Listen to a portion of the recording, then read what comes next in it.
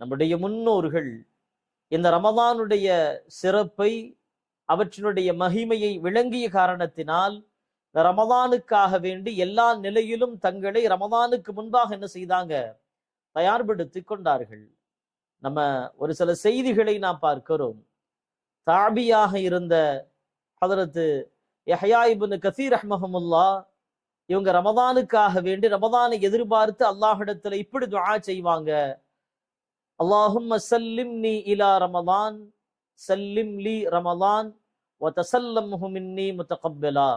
இறைவா, என்னை ரமதானோடு நீ சேர்த்து வைப்பாயாக, ரமதானையும் என்னோடு சேர்த்து வைப்பாயாக. இப்ப என்ன அர்த்தம்?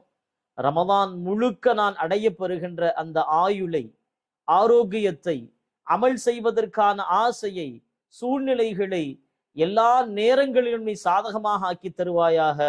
இது எல்லா துஆவையும் கேட்டுட்டு இறுதியாக அல்லாஹ்ட்ட எப்படி கேட்டாங்க, வதஸல்லம்ஹு மின்னி முத்தகப்பலா. இறைவா, அந்த ரமதானுடைய மாதத்தை நீ என்னிடமிருந்து முழுமையாக ஏற்றுக்கொள்வாயாக, முழுமையாக நீ அங்கீகரித்துக் கொள்வாயாக. நாமும் அல்லாஹ்ட்ட கேட்கணும்.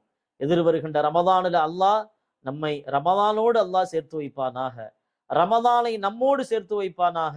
ரமதானுடைய சகல இபாதத்துகளையும் நோன்பு நோற்று, தராவீஹ் தொழுது, ஃபரதான தொழுகைகளை ஜமாத்தோடு தொழுது, அதிக குர்ஆன்களை ஓதி கேட்டு, நிறைய திக்ருகளை செய்து, நிறைய இஸ்திக்ஃபார்கள், பாவ மன்னிப்புகள் செய்து, தஹஜ்ஜத், இஷ்ராக், துஹா, அவ்வாபின் போன்ற நஃபிலான வணக்கங்களை நாம் வழமையாக இந்த 30 நாட்கள் செய்து, நம்மால் முடிந்த தான தர்மங்களை அல்லாஹுடைய பாதையில நாம் நிறைய கொடுத்து, பெருநாள் அன்றைக்கு இறைவனையே கூலியாக பெறுகின்ற அந்த நல்ல பாக்கியவான்களாக அல்லாஹ் நம்மையும் நம் குடும்பத்தார்களையும்